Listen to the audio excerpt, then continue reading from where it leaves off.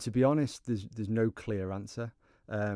Part of the conversation we were having last night is we would like to establish a working group with the Isle of Man FA once affiliation takes place to talk through some of those challenges. There will be an open and transparent process for the manager and the coaching team if FC Isle of Man goes through. So I'm sure they will have some thoughts about how they would like to do things once that happens. The clubs of the Isle of Man Football Association will have some thoughts about it. But how it will work in practice, I don't know. And if we come along and say this is what we're going to do, then that definitely won't work.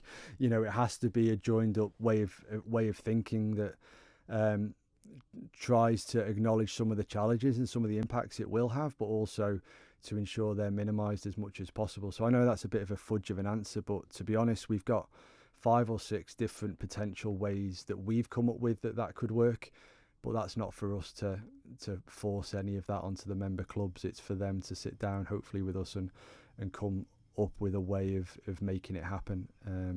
Jersey have gone down the road of dual registration, where if a player doesn't play for Jersey Bulls, they go back into the local game and play.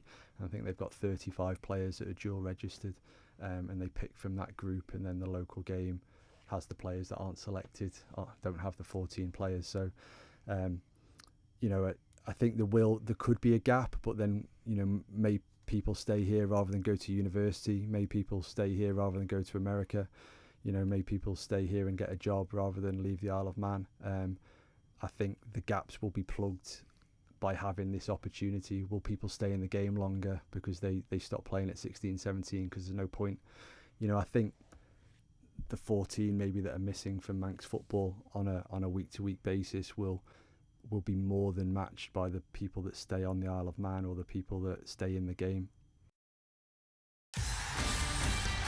Manx Radio Sport.